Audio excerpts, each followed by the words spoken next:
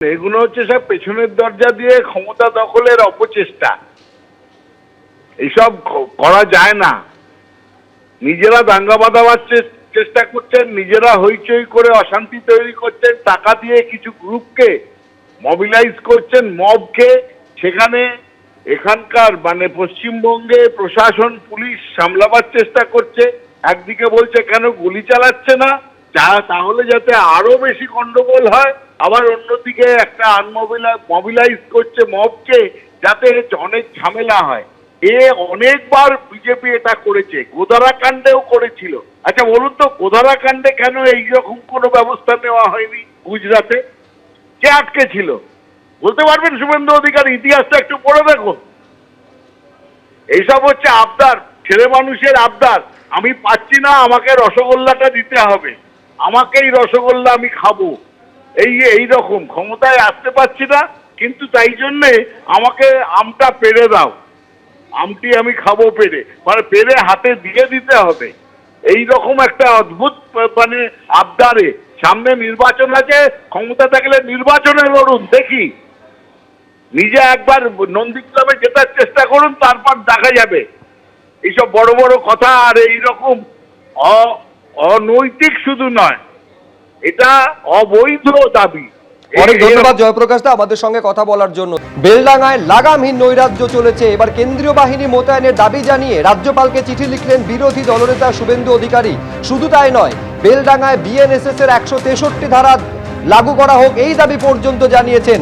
এই যে চিঠি লিখেছেন বিরোধী দলনেতা শুভেন্দু অধিকারী রাজ্যপালকে, সেখানে তিনি বলছেন যে লাগামহীন নৈরাজ্য চলছে, বাড়ি দোকানে হামলা চালানো হয়েছে, সাংবাদিকদের পর্যন্ত আক্রমণ করা হয়েছে। এই অবস্থায় কেন্দ্রীয় বাহিনী মোতায়েন করা হোক আবেদন জানিয়ে চিঠি লিখেছেন রাজ্যপালকে বিরোধী দলনেতা। এই দীর্ঘ চিঠিতে ঠিক কি বলা হয়েছে, কি বলেছেন বিরোধী দলনেতা শুভেন্দু অধিকারী জানবো, কথা বলবো আমাদের প্রতিনিধি রাজর্ষি দত্তগুপ্তের সঙ্গে। রাজর্ষি, দেখো সুব্রজিৎ, বিরোধী দলনেতা জরুরি ভিত্তিতে রাজ্যপালের কাছে আবেদন জানিয়ে চিঠি লিখেছেন এবং চিঠিতে তিনি আর্জি জানাচ্ছেন যে অবিলম্বে ভারতীয় ন্যায় সংহিতার 163 ধারা অনুযায়ী 144 ধারা জারি করা হোক এবং সেই সঙ্গে কেন্দ্রীয় বাহিনী মোতায়েন করা হোক বেলডাঙ্গায়। কারণ সেখানে সম্পূর্ণভাবে আইন শৃঙ্খলা গত 48 ঘন্টা ধরে যে সমস্ত ঘটনা ঘটেছে তাতে মনে হচ্ছে ভেঙে পড়েছে, প্রশাসন নিষ্ক্রিয় এবং সাধারণ মানুষ হিংসার শিকার হচ্ছেন। বিরোধী দলনেতার মতে যে এটা একদম সংগঠিতভাবে একটা সাম্প্রদায়িক হিংসা ছড়ানো হচ্ছে এবং তাতে এর আগে বেলডাঙ্গা সাক্ষী আছে প্রচুর হিন্দু মানুষ তারা ক্ষতিগ্রস্ত হয়েছেন, তাদের বাড়ি দোকান পুড়েছে, তাদের মৃত্যু হয়েছে। সেই ঘটনার পুনরাবৃত্তি যাতে না হয়, তাহলে এখনই সাংবিধানিক প্রধান হিসাবে যখন রাজ্য সরকার তার সাংবিধানিক দায়িত্ব পালন করছে না, তখন রাজ্যপালকে এগিয়ে এসে এই সাংবিধানিক দায়িত্ব পালন করার জন্য তিনি আবেদন জানাচ্ছেন এবং আবেদন এটাই যে অবিলম্বে 144 ধারা জারি করে কেন্দ্রীয় বাহিনী মোতায়েন করা হোক। বিরোধী দলনেতা তার এই চিঠিতে উল্লেখ করেছেন যে এর আগে গত বছরে 2025 সালে যখন বেলডাঙ্গা সহ মুর্শিদাবাদের একটা বিস্তৃত এলাকা জুড়ে এরকম গন্ডগোলের পরিস্থিতি তৈরি হয়েছিল, তখন হাইকোর্টও কিন্তু কেন্দ্রীয় বাহিনী মোতায়েনের নির্দেশ দিয়েছিল।